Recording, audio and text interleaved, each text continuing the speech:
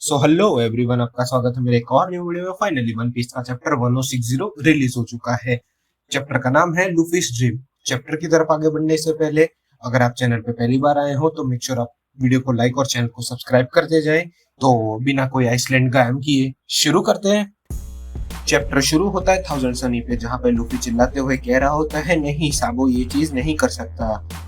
साबो कभी भी बीवी के डैड को नहीं मार सकता। जिसके सपोर्ट में रॉबिन भी कहती है कि हाँ, रेवोल्यूशनरी आर्मी तो सिर्फ खाली सेलेस्टियल ड्रैगन्स और नोबल लीडर्स के अगेंस्ट है, वो क्यों आराबास्ता के किंग को मारेंगे।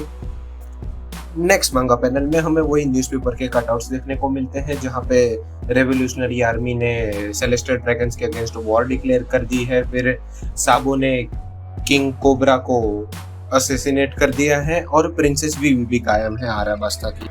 तभी लूफी जोरो से कहता है कि हम लोग आराबास्ता चलते हैं, जिसके जवाब में जोरो कहता है कि देखो, किंग मर चुका है और प्रिंसेस भी गायब है, जिसको हमने लास्ट मरिंगोसे में देखा था, तो वहां जाने का कोई फायदा नहीं है। जिसके जवाब में लूफी कहता है तो हाँ, तो चलो मरिंगोसे चलते हैं। जिसके जवाब में जोरो कहता है कि तुम पागल हो, वो पूरी एनिमे की टेरिटरी है, वहां पे जाना मतलब खतरे को मुंह पे लेना।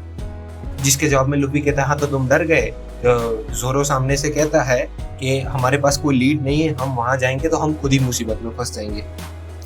फिर हमें सबका रिएक्शन देखने को मिलता है कि कुछ लोग शॉक में है, कुछ लोग कंफ्यूजन में है, कुछ लोगों को पता ही नहीं चल रहा क्या हो रहा है, और फिर सब वही चिल्लाने लगते हैं कि हमें बीबी को बचाना चाहिए। तभी जोरो एक डायलॉग मारता है कि लूफी, तुम्हें याद है तुमने जब अपने भाई के टाइम पे कहा था। तभी फ्लैशबैक दिखाते हैं कि इसके खुद के एडवेंचर है, हमें उसमें इंटरफियर नहीं होना चाहिए। जिसके जवाब में लूफी भी कहता है हाँ मुझे याद है।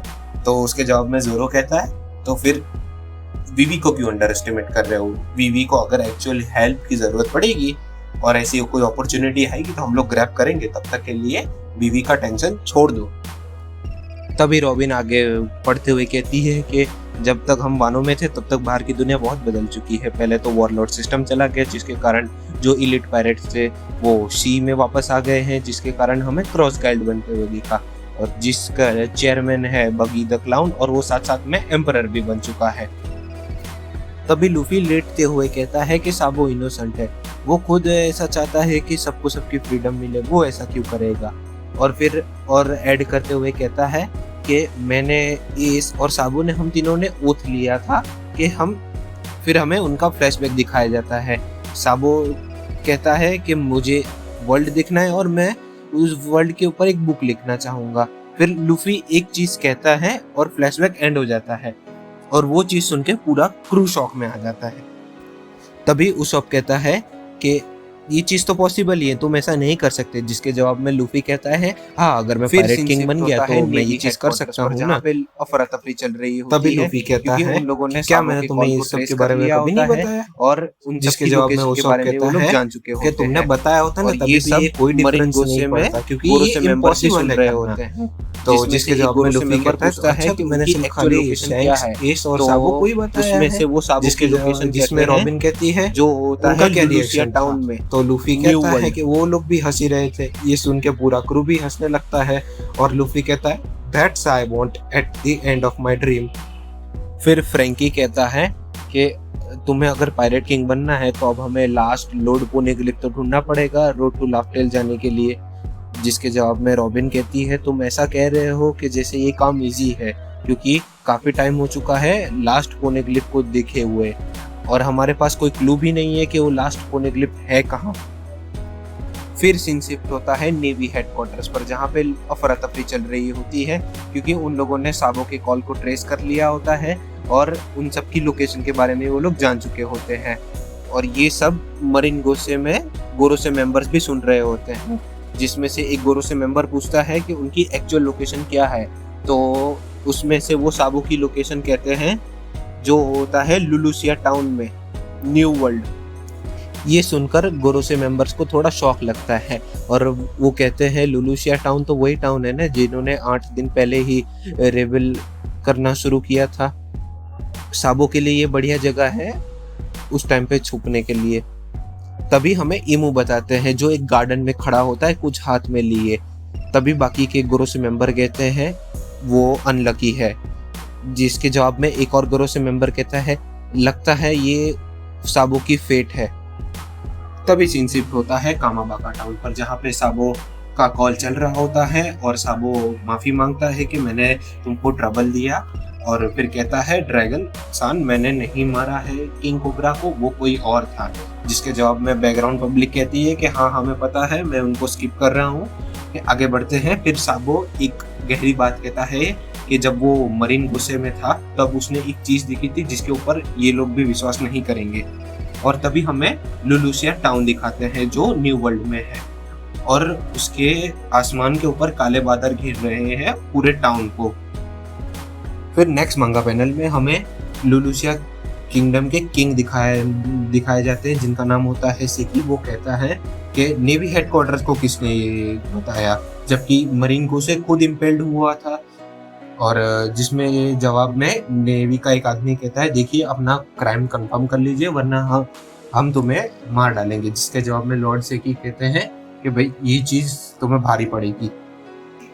तभी साबो का कॉल कंटिन्यू होता है और वो कहता है ये तब हुआ था जब मैं वो थ्रोन रूम में था और मुझे लगता था कि इस वर्ल्ड का कोई किंग नहीं है, बट उस कमरे में जो एम्प्टी चेयर थी वो एम्प्टी नहीं थी, वहां पे कोई था। और दूसरी तरफ हमें इमू एक मैप के ऊपर लुलुसिया आइसलैंड के ऊपर क्रॉस दौड़ते हुए दिखाते हैं। अब यहाँ से जो डायलॉग बोले जाएंगे वो मुझे नहीं पता किसने बोले हैं, नरेटर ने बोले हैं या फिर इमू की खुद की आवाज में से बोले हैं, नहीं पता। अभी तो फिलहाल इमू की आवाज मानते हुए चलते हैं। इमू कहता है सर्वेलेंस कैमरा हटा दो ताकि कोई हमें कह ना सके कि यहाँ पे कुछ अब नॉर्मल हुआ है, और यहाँ से कोई इंफॉर्मेशन बाहर भी नहीं गई है। और बात रही लुलुसिया आइसलैंड की, वो कभी एग्जिस्ट ही नहीं करता था और पूरा आइसलैंड गायब हो जाता है। जो साबो का ट्रांसपोंडर स्नेल था उसमें से साबोकुन आवाज आती रही, बट वो वाला को क्या पता था कि ये उसकी पुकार है जो साबो तक जा नहीं रही थी। ये घटना को कुछ दिन हो जाते हैं और सीन शिफ्ट होता है लूफी पर, जहाँ पे वो लोग एक आइस के तूफान के बीच में से होते हुए जा रहे होते हैं, जिसमें जिनबे कहता है कि सेल्स को ऊपर कर लो और ताकि विंड ताकतवर है तो हमारी शिप को वो डैमेज ना करे। फिर वो नामी से पूछता है कि क्या हम लोग कोई आइसलैंड पे पहुंचने वाले हैं, जिसके जवाब में नामी कहती है लगता है हम लोग कोई क्लाइमेट जोन वाले आइसलैंड के पास पहुंच गए हैं, लगभग हम विंटर आइसलैंड पे पहुंचने वाले हैं। तभी लूफी नामी को कहता है कि वो देखो वहां पे कुछ है। तभी नामी कहती है ये क्या है, जिसके जवाब में जिनबे कहता है लगता है ये एक वॉर्म एडी है, और उसको एक्सप्लेन करते हुए कहता है लगता है समुद्र के नीचे वाला जो गर्म पानी है उस पानी को कोई फोर्स से बाहर ऊपर फेंक रहा है। तभी जिनबे कहता है हम इस टॉर्नेडो में फंसे उससे पहले हमें यहाँ से निकलना पड़ेगा। तभी लूफी कहता है रुको, उस टॉर्नेडो के बीच में कोई फंसा हुआ है, जिसके सपोर्ट में सांजी भी कहता है हाँ मैंने किसी लेडी की आवाज सुनी है, कोई तो वहां पे फंसा हुआ है। तभी नामी कहती है आर यू सीरियस गाइस, तुम इतने बड़े टॉर्नेडो में किसी की जान बचाना चाहते हो। तभी जोरो कहता है मैं इसको टॉर्नेडो को काट सकता हूँ, और तभी जोरो one sword style bird dance करके पूरा टॉर्नेडो को बीच में से काट देता है। उतने में डेक पर से चॉपर ऊपर आता है और हवा के करंट के कारण वो भी हवा में उड़ जाता है, जिसको लूफी पकड़ लेता है और जो टॉर्नेडो कटा हुआ था वो बबल की तरफ पॉप होता है, और वो बबल की तरफ पॉप होता है तभी उसमें से वो लेडी उड़ते हुए बाहर आती है, और वो लेडी और कोई नहीं ज्वेलरी बोनी होती है, जिसकी बाउंटी होती है 320 मिलियन बेरीज।